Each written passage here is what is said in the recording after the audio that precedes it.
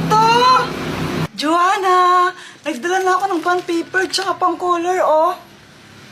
Nice! Pero baka mamaya na pang color mo, ha?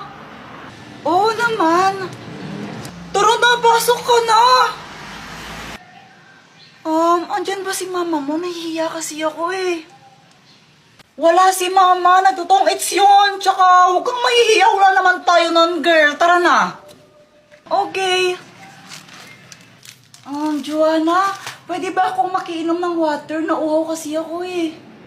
Okay, akong bahala sa'yo, girl. Thank you. Samantha, oh. Uy, hala. Water lang hinihingi ko. Diyos pa yung pinigay mo. Thank you. Oh, no, masarap ba? Ang sarap. Ano ba to? Nestigin. Okay na pala. Hi, Joanna! Ba't pinakalaman na naman yung tablet ko? Hindi ko nga pinakalaman yun para ang ewan Kuya Jepoy. Sinungaling! Jepoy! Ay, Samantha! Bye! Samantha, ilan yung score mo kanina sa English? Ako? 9/10. Ang baba lang, di ba? Oh, taas-taas na nga nun eh. Sana all. Ikaw ba yan ka? To. Okay na yun. Ano ka ba? At least may score. Oo nga, tama ka dyan. Doktor Kwak-Kwak, tulungan mo ako! Oh, bakit? Andun kasi sa baba yung ultimate crush ko. Crush na crush ko talaga yan. Mula pa nung sanggol pa ako. Tulungan mo naman ako crush back niya.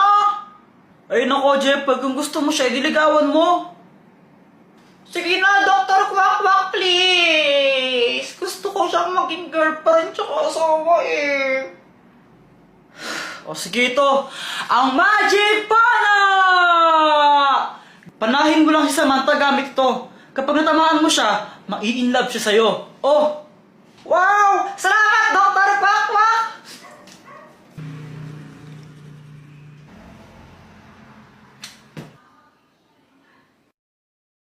Joanna, alam mo, crush kita. Pwede bang ikaw na lang ang maging girlfriend ko? Samantha, okay ka lang?